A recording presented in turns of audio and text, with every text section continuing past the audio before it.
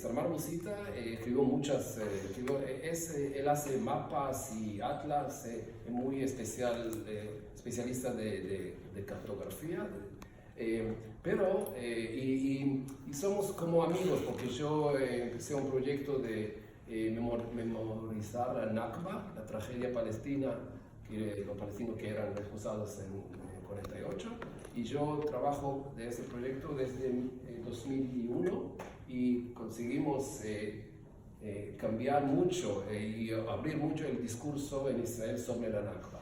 Bueno, y desde ese tiempo, desde que yo empecé el proyecto en 2001, Salman Busita contactó con nosotros y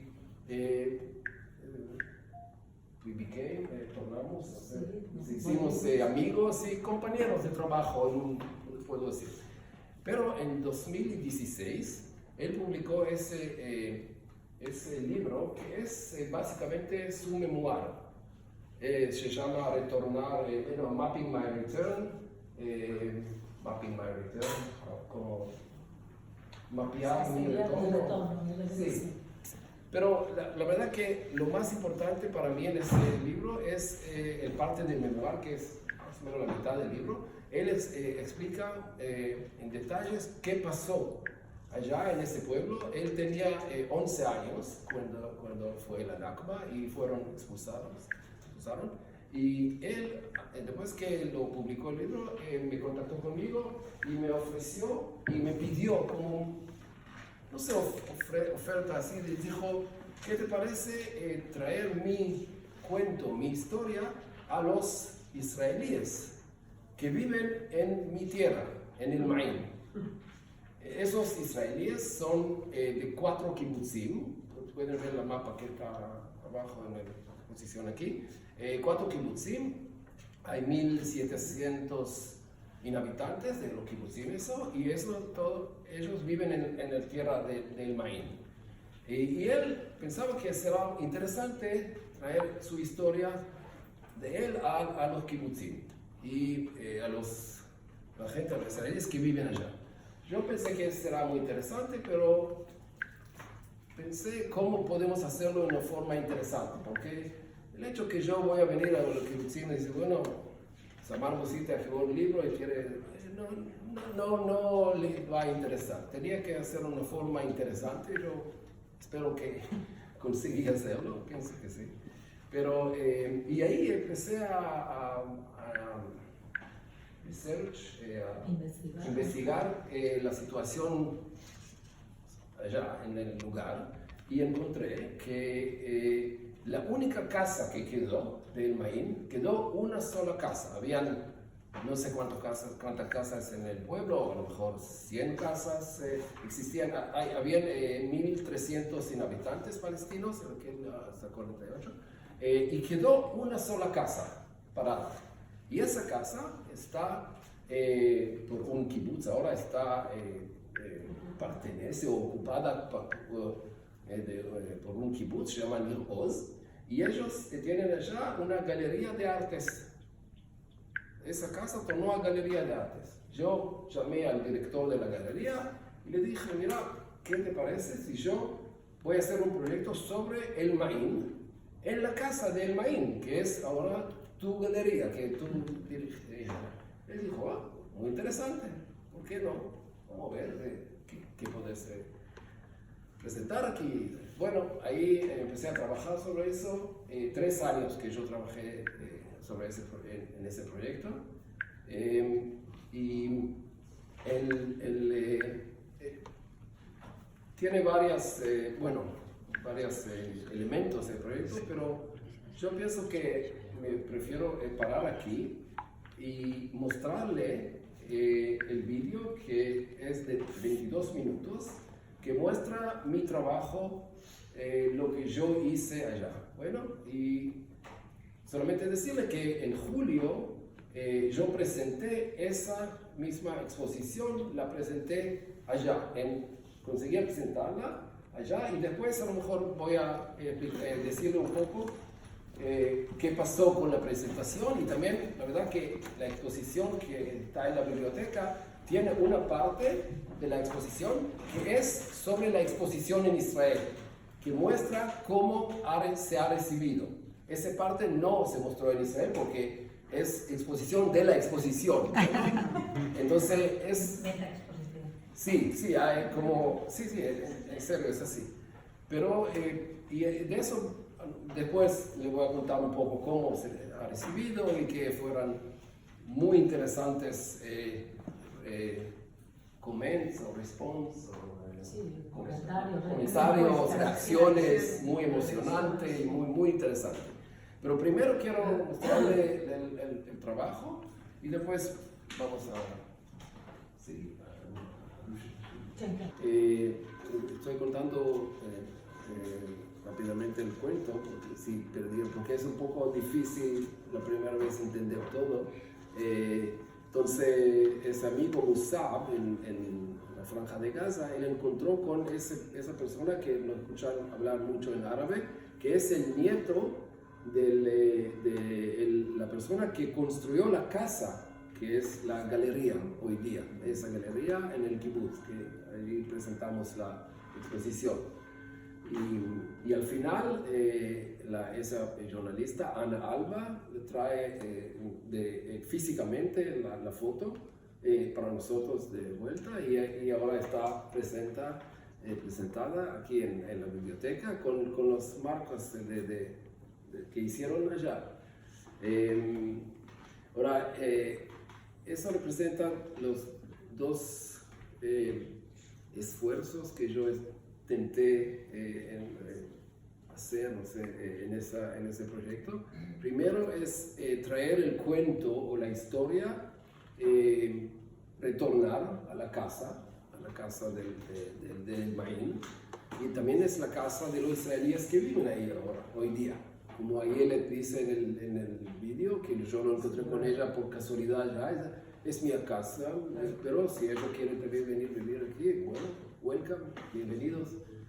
Claro que estoy muy contento de escuchar que hay gentes, y hay gentes que piensan así también en Israel.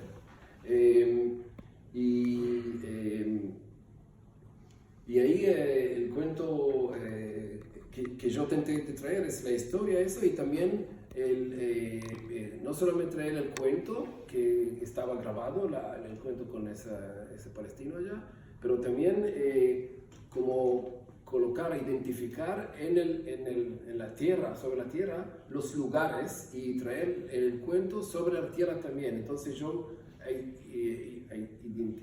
identifiqué los locales en una metodología que se ve un poco de eso, pero no voy a explicar. Si alguien está interesado puede preguntar después y voy a explicar más detalles, pero no es muy... Pero podíamos identificar exactamente las coordinatas de unos de las casas que existían allá, y ahí marcamos esos con esas carteles. ¿Sí?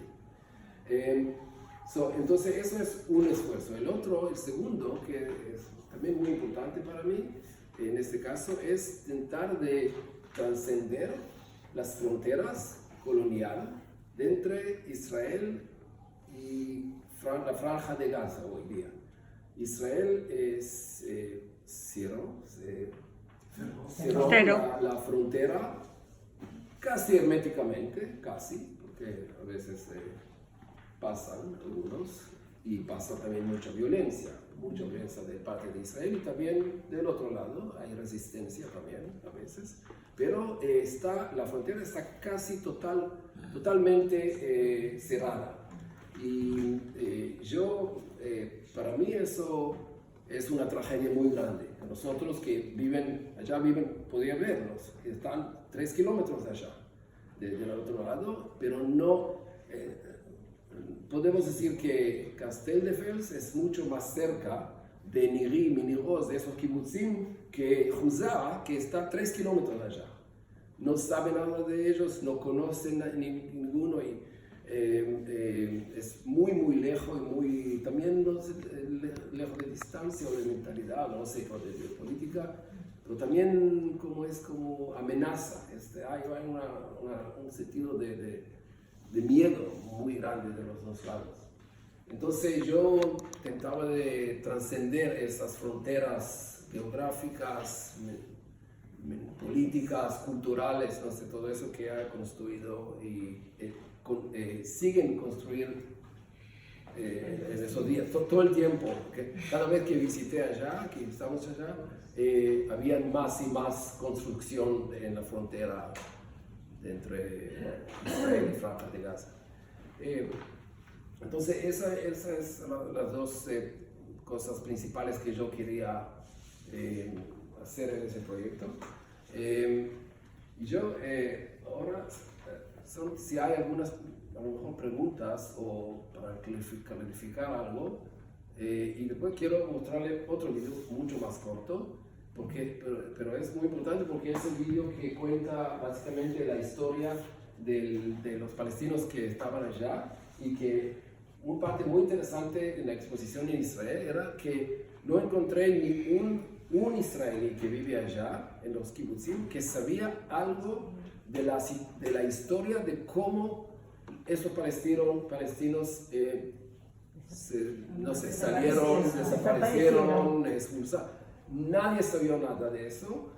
Bueno, tenemos que decir que también los israelíes llegaron ya, el primer kibbutz Nirim, llegaron, como Ayelet está contando, unos meses después que los palestinos expulsados. Entonces nunca se encontraron con ellos. Pero todavía, inclusive para mí, que yo trabajo mucho sobre eso, de la ignorancia de los israelíes sobre el Nakba, inclusive a mí me sorprendió que ni uno sabía algo de la historia de eso. Para mí es muy impresionante, porque no sé si entienden que los palestinos salieron y unos meses después llegaron los israelíes. Y al principio vivían en la casa, como ella cuenta, la casa de El Maim. En esa casa, en esa galería de artes, vivían al principio los gentes de Kibbutz vivían en esa casa, usaban esa casa. Entonces, el segundo video muestra esa historia de la expulsión, que otra vez los israelíes que vieron ese video, ninguno de ellos sabía, ¿no? Entonces, será interesante mostrarle también. Sí, si quieres decir algo. Sí.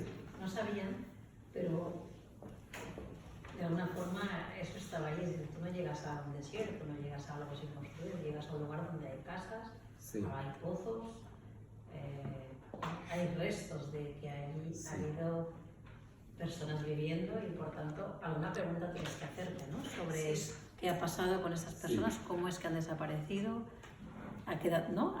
Bueno, no sé, yo creo que yo me preguntaría ¿dónde he venido? Sí. ¿Qué es todo esto? Es un poco, no han querido saber, quizás. Sí. Puedo explicar. Sí. Puedo explicar.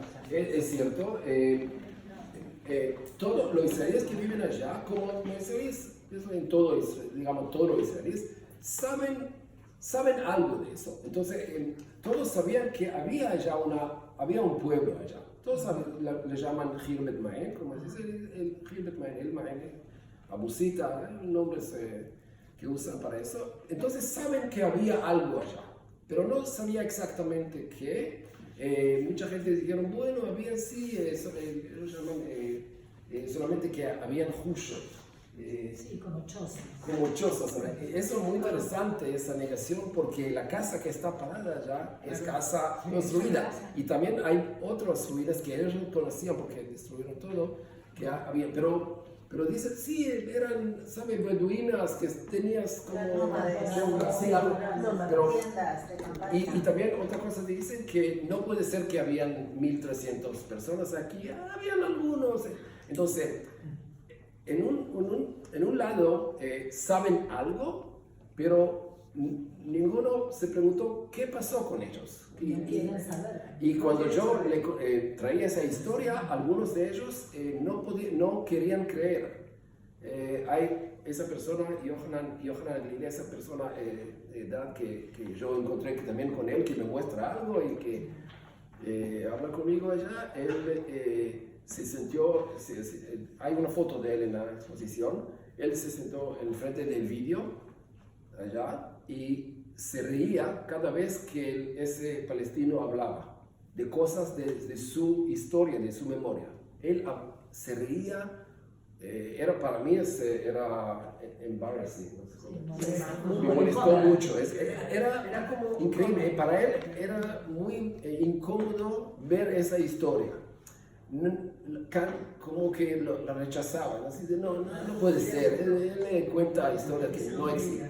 Entonces es muy interesante que hay una negación muy grande hasta hoy. Del otro lado habían otras respuestas o comentarios reacciones principalmente de mujeres, no solamente mujeres, pero casi todas mujeres que vieron el vídeo y le hizo algo muy fuerte toda esa exposición y dijeron que es la primera vez que ven esas cosas, nunca sabían y ojalá que no sé, que tenemos un futuro juntos, pero entonces es complicado, pero yo lo que vi que ese tipo de proyecto puede hacer algo. No sé.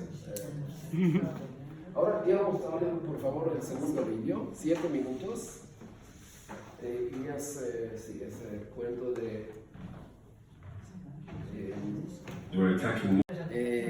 al final de la exposición allá en la galería, en vez de pedirle a las personas escribir algo sobre la exposición, le pedimos, pusimos una caja, y le pedimos escribir un mensaje, si quieren, escribir un mensaje a los palestinos, los refugiados del Maín.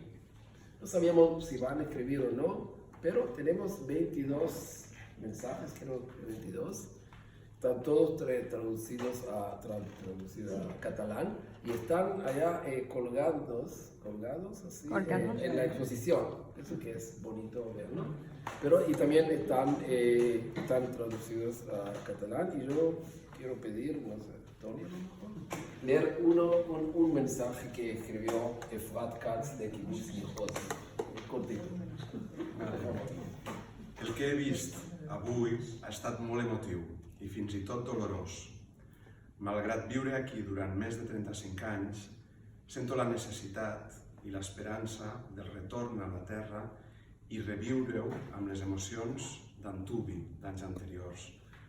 Per reviure-ho amb la vostra cultura i els vostres costums, els dels residents originaris.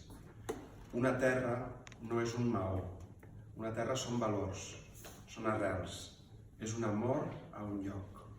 No hi ha lloc per a la deportació. El meu cor està amb vosaltres. Efrat Katz. Gracias. Bueno, ¿quieren comentar, decir, Ibrahim? Estoy curioso de escucharte. No sé. Varias cosas. El mapa que has obtenido, ¿de dónde ha salido? ¿Eran mapas aéreos ingleses? Sí, exactamente. Desde 44 a 46 los ingleses filmaron mucho, no es mapa, es fotografía aérea. Filmaron con aviones y están todos en un archivo muy grande allá en Tel Aviv. La segunda pregunta, si está toda Palestina fotografiada. Toda. ¿Puedo encontrar mi casa en Jaffa? Sí, todo, pero hasta hoy hay algunas partes que es difícil, que no, por cuestiones de seguridad, Sí. no dejan comprar. No están al público. Compramos eso. Pero yo ya compré bastante allá y se puede ver todo el país, y si quieres ayuda, yo te puedo ayudar. Lo que pasa es que yo no conozco mi casa porque yo nací fuera de Palestina. Yo nací después de la Nakba. Lo que hablábamos antes de ayer por la noche, después fuimos a tomar un café después de la charrada. Y le dije que mis padres nacieron en el Mansille. Ahí el Mansille de Jaffa es como, no sé, como Horta o San Andrea o Pedralbes, no sé, o San Gervasi. Era un barrio bueno, por ser. Y el año 48, pues salieron al Ajamiyye. El Ajamiyye es otra barriada de Jaffa, de Palestina. Y mi madre pues no se llevó nada, ni carnets de conducir, ni partidas de nacimiento, ni contratos, ni hipotecas, ni escrituras, y se marcharon con la esperanza de que volvemos mañana o pasado mañana. bueno, tardaron 71 años y todavía no han vuelto.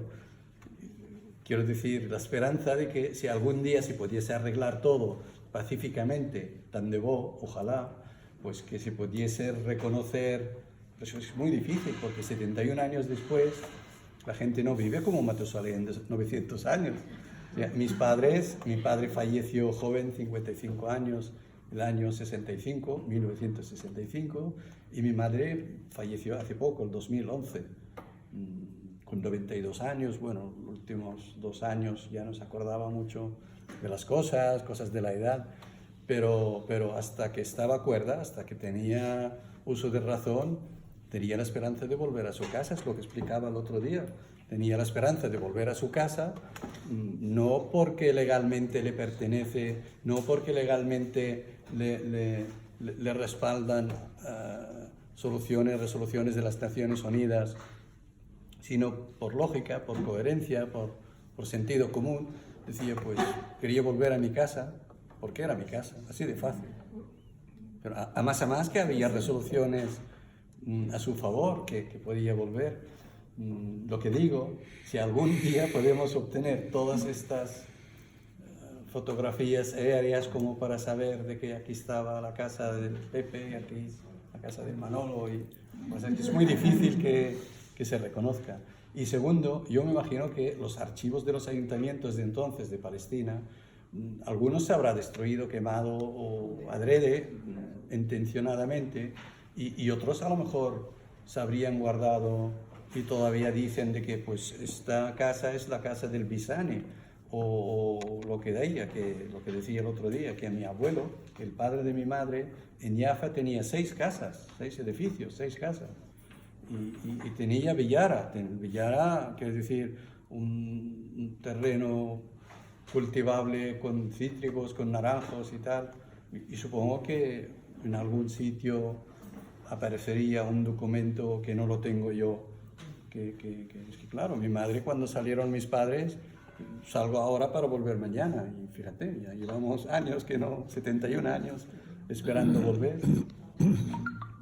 Y otra pregunta, y tal, caso, igual que la señora que se ha emocionado y dijo, pues no me importaría que los palestinos volvieran a vivir en Al Ain, allá mismo, en Maín. Yo no sé si hay muchos israelíes hoy en día que piensen lo mismo, que no les importara que volviese mi familia. Hablo de mí como persona, ¿no? Pero es que somos 6 millones que vivimos fuera de Palestina, somos 6 millones que vivimos en la diáspora, que vivimos en la diáspora. Y algunos supongo que volverían, muchos no volverían, como yo, pues mira, ya me explicarás lo que queda en la película. Ya estoy instalado aquí, vivo aquí, estoy jubilado aquí y no creo que vuelva. Y si volviese, supongo que me instalaría en una pensión, un hotel, unos días para ver, recordar, conocer y nada más. Pero hay gente que vive muy mal, hay gente que vive en campos de refugiados, por ejemplo en el Líbano. En el Líbano los palestinos viven mal, muy terrible, mal, muy mal, terriblemente mal. Los palestinos que viven en los campos de refugiados en el Líbano no se les reconoce, me parece que hay 60 profesiones, están vetadas estas profesiones para que trabaje un palestino. Ni abogado, ni médico, ni ingeniero, ni fusté, ni yo qué sé, cualquier invento que invente un palestino, pues arreglo, yo qué sé, también está vetado. Le sacan la ley el lunes próximo y le vetan la ley que no puede trabajar palestino. Esta gente probablemente tiene más necesidad física, aparte de moral, pero necesidad física para poder vivir. Y estos sí que tendrían derecho, yo no digo caridad, pero es que derecho legal y aparte del sentido común que decimos, o sea que estos sí que tendrían que volver. Y otros que están instalados pues, en Occidente, como yo, o en Estados Unidos, Australia, yo que sé, en Canadá, y viven bien, tienen sus casas, su vida instalada, su vida montada. No sé si volverían o no, pero al menos moralmente que tuviesen la posibilidad, la opción de poder volver en caso de que quisiesen. Mucha gente piensan como esta señora, pregunto. Sí. Muchas, no, me imagino que no muchas, pero hay muchos más que nosotros podemos imaginar. Yo encontré personalmente con mucho más que yo, mi propio podía imaginar. Y también eso, algo que encontramos en una pesquisa, ¿cómo se dice? Una investigación que hicimos profesional y preguntamos a los israelíes judíos si apoyan o no el derecho de retorno de los palestinos, y encontramos que casi 20% están apoyan esa idea de retornar en paz y vivir juntos. Pero una cosa que quería solamente decir sobre tu comentario es que también allá en Israel esa exposición invocó inmediatamente el asunto del retornar, claro, y interesante que también a vos, eso es lo que hablaste, eso, porque, bueno, es claro, es interesante. Vamos a ver si hay más comentarios o preguntas o no sé. Sí. Sí, ¿cuándo se fueron los palestinos, cuando huyeron antes, por ejemplo, en este pueblo, y que cuando llegan los israelíes, les dan permiso por instalarse, lo compran a alguien, o cómo es que se instalan sin permiso? ¿Los israelíes? Sí. Ah, no. En las tierras, ¿cómo sí, el país Israel se fundó como un país. No, pero entonces... toda la propiedad de los palestinos, toda la propiedad, Israel lo confiscó. Sí. Entonces pertenece al Estado. Desde entonces hasta hoy. Y los palestinos de allá, inclusive hoy día hay a lo mejor 300.000 de los palestinos ciudadanos en Israel, no tienen ningún derecho ir a ningún tribunal. No tienen ninguna posibilidad de obtener o intentar de desafiar esa situación. Sí, no tienen, porque es la ley que es ilegal o inmoral, esa ley confiscó toda la propiedad de los palestinos. Eso que fueron afuera, como en el Maén, y también el caso que quedaron adentro. Entonces, pertenece al país, y el país, Israel, distribuyó la tierra a los kibutzim, como esos kibutzim, por ejemplo. Entonces, el Estado es que maneja, controla todo. Sí. No, perdona, el Estado es el dueño de la tierra. Exactamente. O sea, no es que haya un propietario, el propietario es el Estado. En Israel casi no hay tierra Propiedad privada, bueno, como en Polonia, en Polonia pasa lo mismo. Sí. Tú eres dueño del piso, pero no de la tierra, creo que en Inglaterra también es. Sí, en Israel se hace algo que se llama como long term lease, se alquiler, pero para mucho tiempo. No es que el Estado puede quitar eso simplemente, pero sí, no es tierra. Sí. Justo después de la creación del Estado de Israel, el Parlamento, de las primeras sesiones que hizo, ha creado o ha aprobado la ley del ausente. La ley del ausente es el que no se presenta a reclamar este terreno en 2 años, no es suyo. A la vez, no te dejo entrar para reclamar lo que es tuyo. Entonces, al cabo de 2 años, todo ya es La suyo. ley dice que si usted, la ley dice que cada persona que no habla de palestinos, ley así exacta. Cada persona que no estaba en su propiedad en el año 1948 perdió, y en la propiedad de él pasó al Estado. Inclusive muchos palestinos que tomaron refugio, por ejemplo en Nazaret. Nazaret. Muchos refugiados de muchos pueblos alrededor de Nazaret estaban unos kilómetros de las casas de ellos y después no podían tornar a la casa porque salieron de su propiedad y estaban en un lugar que había ejército enemigo. Sí, el ejército árabe que estaba estacionado en Nazaret, entonces perdieron su. Entonces sí, Israel esa ley, en otra ley confiscó la tierra. Sí. Mi pregunta es, ¿qué margen de actuación tenéis para las entidades como The Colonizer, o imagino que habrá otras similares, de actuación dentro de Israel para hacer crecer este 20% de población. ¿Qué acciones hacéis? Si veis amenazada vuestra libertad de expresión o si sois vistos como un enemigo por parte del Estado o veis una perspectiva, no sé si decir, peligrosa o de reducción de libertad en este sentido para ir aumentando, ¿no?, para vuestra influencia dentro de Israel. Sí, es difícil, parece que hay poco a poco, ¿no? Poco a poco, hay menos y menos posibilidades de ampliar esa parte de la población que apoya. Lo que sí conseguimos hacer y cambiar mucho es el discurso sobre la Nakba, y que es mucho más abierto y conocido. Pero sobre el derecho de retorno, lamentablemente no hay casi ningún discurso serio en Israel sobre eso. Entonces, en la media o el nivel político, el derecho de retorno o el retorno de los palestinos parece como la liquidación del Estado judío o la liquidación físicamente de los judíos que viven allá. Bibi Netanyahu dijo unos meses atrás, por esas marchas de retorno de los palestinos en Gaza, dijo que las personas que intentan de cruzar la frontera quieren matarnos, cruzar y matarnos. Entonces, ellos marchan para su retorno. Entonces, el retorno para israelíes parece como amenaza muy, muy grande. Pero cuando nosotros preguntamos si ellos vuelven y puede ser paz en esa situación de vivir juntos, ahí sí hay personas que están más abiertos a esa posibilidad, pero no se habla así en Israel. Usted no va a escuchar ese discurso.